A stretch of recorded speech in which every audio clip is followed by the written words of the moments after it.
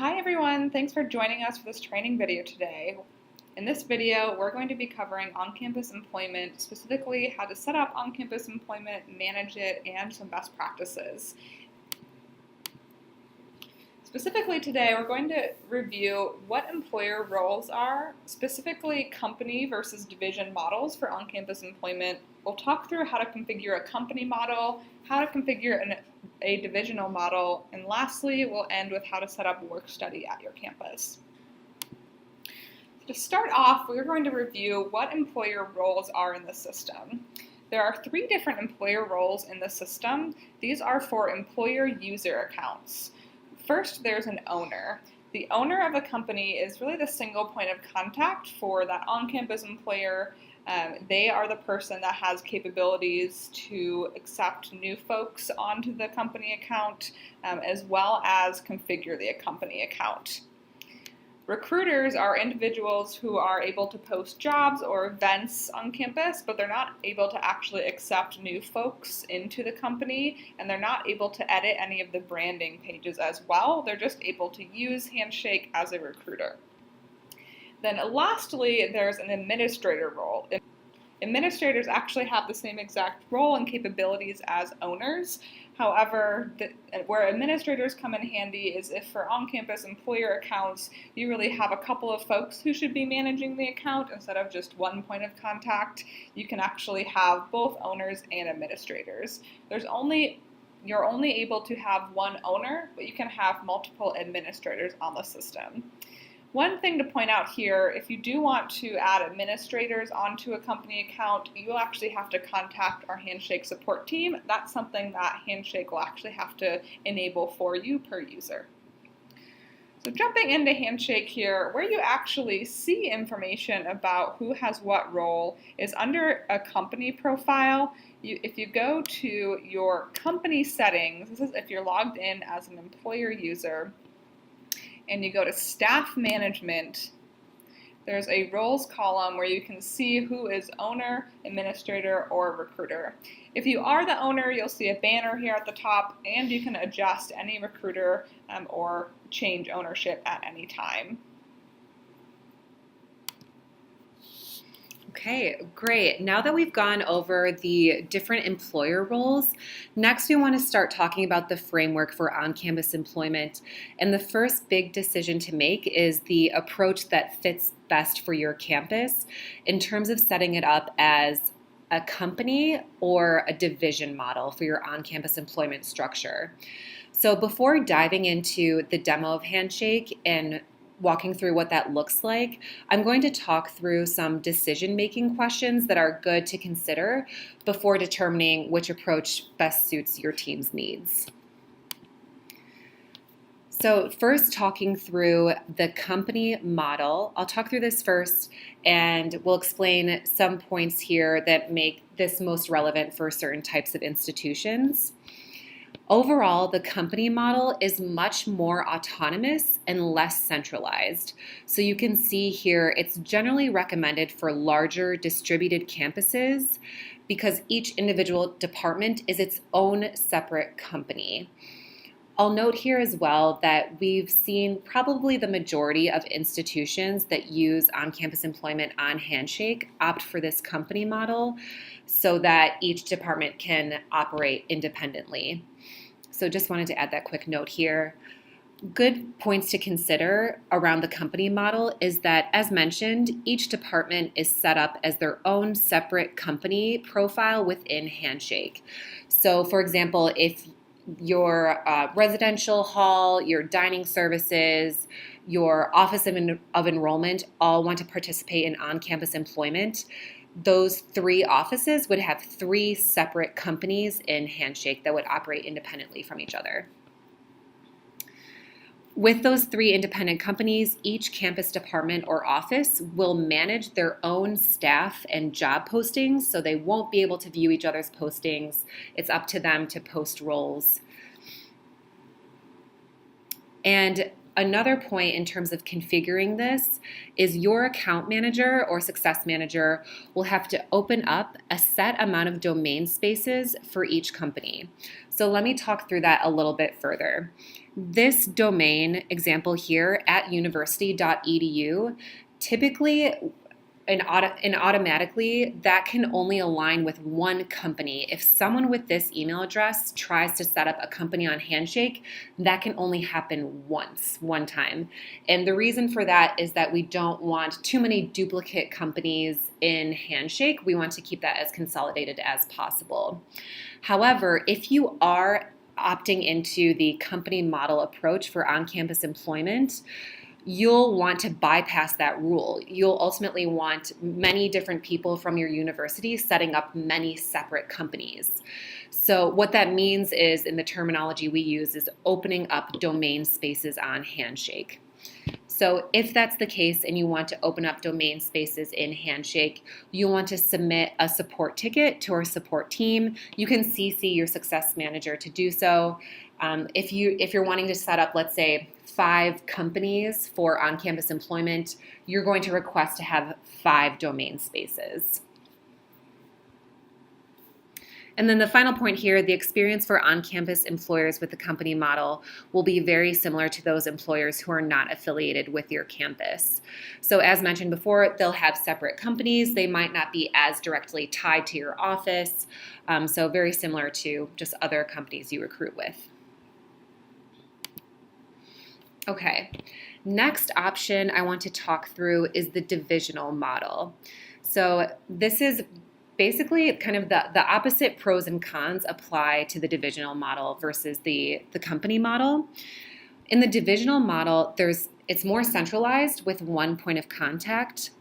And how we've seen this work in institutions, we typically see this more common among smaller or centralized campuses with a very coordinated structure or an on-campus employment coordinator. With the divisional model, there would only be one company that represents your institution for on-campus employment, but that one company might have multiple divisions underneath that company. So that speaks to this first point here. Each department or office will be created as a division in a single shared company account.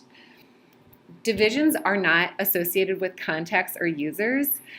Instead, there can be some differentiation when you create jobs or register for career fairs. I would say that's pretty rare for on-campus employers to register for career fairs. But basically what this point speaks to is that how divisions are noted in the system, basically the only time that's very visible is in job postings. If you're posting a job, you can indicate that that's for a specific division. Also, if you were to register for a career fair, you can register a certain division for a career fair. Other than that, everything else is pretty much shared among divisions. So an example of that sharing is that each staff member is able to see and edit jobs across the entire company profile. So because of this as well, it's recommended to include the division name again in your job title, just to make it really clear for everyone posting jobs and clear for the students as well that a certain job posting goes for a specific division. So to talk through an example of this, if you were to opt into the divisional model for on-campus employment, let's say you have residential life as a division and dining services as a separate division, folks posting jobs under those divisions would be able to see each other's jobs that are posted. They have total visibility into those jobs. So just wanted to clarify that there. If you are wanting some differentiation internally among divisions, users can use divisions to filter and build saved search views. So you can filter in that way, but it's still visible on their end. Now that we've talked through the different types of models, next we're going to talk through the setup for each model, both the company model and the divisional model. And first, I'll talk through configuring a company model.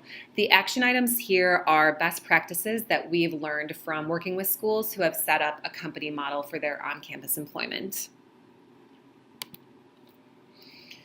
Okay, so I'll just walk through each of the bullet points here. The first step is to identify a core list of departments or offices that will need to create their own company profile. So you'll want to write out that list first. Next, you'll want to make sure to provide Handshake by submitting a support ticket to our support team with the number of domain spaces that you'd like available for these on-campus employment profiles.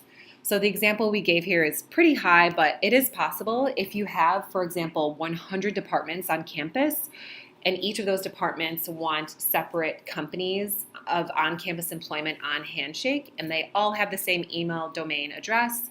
You will want to request that we open up 100 domain spaces for that email domain. So that's something you can submit as a support ticket to our team. And then next here, this is a really good best practice that we've learned in working with schools, is ahead of setting all of these up, determining any guidelines or company naming conventions that you'd like campus employers to adhere to. So for example, the nomenclature structure could be university name : department title, and all of the 100 companies, if you were to set up that many, would follow that naming convention. So good to establish that first before you communicate out all of these steps to your on-campus partners. More best practices and steps here. Really important to identify a point of contact for each department who will act as the company owner. So keep in mind, if you're going with this company model, all 100 departments, for example, will need to set up 100 companies. So each of them would have to take ownership of setting that up. So we recommend identifying those points of contact who are willing to set up companies in Handshake and follow those instructions. We usually see that as 1 or 2 individuals. Usually it's an office administrator who will post on behalf of the entire department and who's able to set up that company in Handshake. Once you've identified that list, folks are ready and willing to participate in setting up those companies, you'll want to make sure to send an email introduction to those department points of contact when you're ready to launch, letting each of them know about this upcoming switch. And the good news is, based on our work with schools, we've put together a basic template for this type of outreach. Definitely recommend tailoring this example email copy to communicate the upcoming changes to your own campus departments. So basically just letting them know of the switch to Handshake and then providing instructions, including linking out instructions for creating an employer account in Handshake, and then including the naming conventions and any other guidelines you want to include here. Great. So that's the overview for configuring a company model. Next, I'll talk through configuring a divisional model. Another reminder on divisional model, we usually see this work for smaller campuses where the on-campus employment structure is more scoped and very structured and organized with a central point of contact. If that's what you're opting to do, these are the steps that you would like to follow for that. Steps for configuring a divisional model, you'll still want to identify main points of contact who will manage the company profile. There will likely be fewer points of contact because it's just one company this time. So typically with a divisional model, we've seen this take place for on-campus employment or work-study setups where the Career Services Office is involved and there's one coordinator for all of that setup, likely tied to the Career Services Office. So that's typically the main point of contact for a divisional model. The point of contact, we definitely recommend looping them into your implementation team so that they understand how Handshake works, how it's set up, and just very familiar with the functionality of the system. The point of contact who's in charge of setting up the company as a whole for your on-campus employment model should follow those same instructions. So basically the instructions to create an employer account, and that should be connected, or it typically is connected to their career services profile if they have a career services profile. So we have instructions on how to do that, wanting to link both the career services account and the employer account together. Other action items for configuring a divisional model, the point of contact should review the core employer relations trainings. So we have that linked out here as a resource. And the point of contact, of course, will want to create a company profile. So should be very familiar with the steps to do that, including a descriptive title so staff members understand what they're a part of, And then, of course, also probably wanting to think about the naming convention in advance.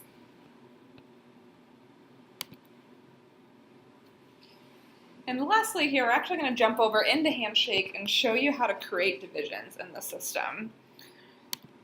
So jumping over into Handshake, divisions are found in your company settings. So when you're logged in as an employer user, you're going to click your name in the top right-hand corner, Company Settings. There is a tab in the company settings called Divisions. This is a tab where you can actually set up your divisions for your company. Note that you will only be able to have this if you are the owner or the admin of the company, which you should be if you're setting up the division model. So on the Divisions tab, you can enter in any division name or division code for whichever companies or divisions that you want to add underneath this one company. You can see here we have Career Center, Dining Hall, Residential Life, but if you wanted to add another, you can add any information that you want there as well. You can also delete divisions by clicking this X as well. Just a reminder, divisions are not associated with users. They're associated with jobs as well as signing up for career fairs. So to show that quickly, how divisions are associated with jobs, if we create a new job as an employer here, by clicking the Job tab, create new posting. When I create a new posting as an employer, when I do have divisions set up, there's this option to add a company division. At that point, I would then select what division that this is underneath. And if I continue on here, we can see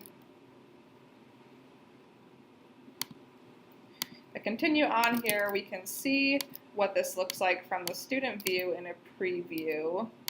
Let's just fill out the rest of the job form here.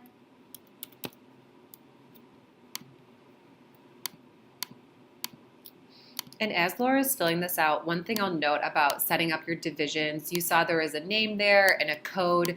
I just wanted to point out that the code is completely optional.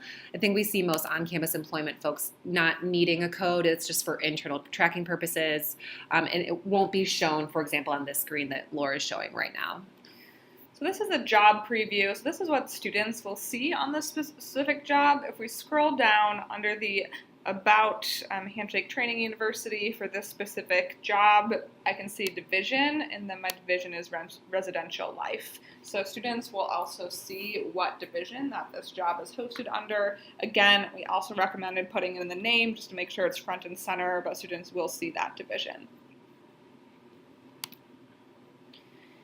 Perfect. And our last topic for training today, we're going to cover how to set up work study in Handshake. So what are the options here? There's a couple different options when thinking about how to set up work study in the system. First, career services offices can give on-campus employers the ability to post work study eligible roles only. This is a specific role that you can give your employers, so if you don't want to give work study role out to employers that aren't on-campus employers or only certain departments within your campus, you have the option as a university career services member to give that role only to the employers who you want to be eligible to post work study positions. You can also indicate in your student sync whether students will be work study eligible or not. So if you want to indicate specific students who are eligible, you can pass this information in from your student information sync into Handshake. And lastly, on-campus employers can post roles that are targeted to work study eligible students. So in the job posting itself, employers can select if a posting is work study and target those work study students. There's also a setting where you can block students who aren't work study from even seeing work study postings. So you can make it for your campus where only work study students who are work study eligible can see the work study postings that your on-campus employers post. Next, we're going to review a couple of great questions to ask yourself as you're setting up work study. So question number 1 here, do you want to enforce work study eligibility for on-campus employment opportunities? If you want to enforce this, then you'll want to give your post-work study positions to your on-campus employers. So this is, in this screenshot, this post-work study jobs, you want to make sure your on-campus employers have this role so they can post those on-campus positions. If you don't want to enable work study, you just won't give out that role to anyone. You also want to make sure you're passing in work study eligible in your student sync. So this field called work study eligible, you want to make sure you're passing in true or false from your student information system to indicate which students are or are not work study eligible. Question 2 here, do you want work study roles to be invisible to non-work study eligible students? If you do want work study roles to only be visible to students who have work study, you want to make sure you're checking the box Enforce Work Study. This is in your Details tab of your school settings.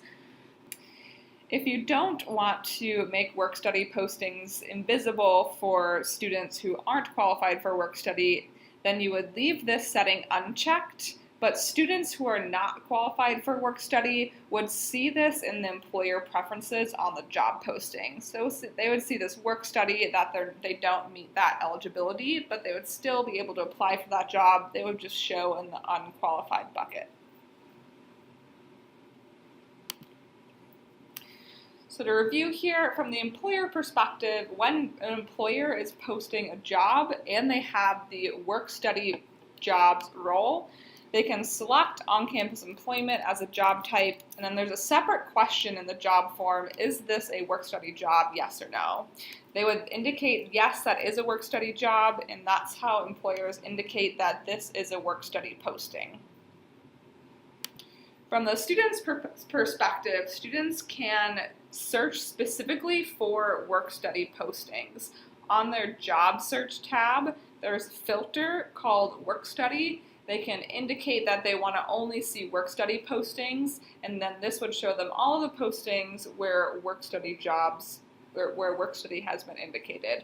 Again, if your student is not work study eligible and you've indicated that you don't want them to see work study roles, this filter would not even show up in the student's view in that case. Thank you for attending this training, and we look forward to seeing you in the next one. Thanks, everyone.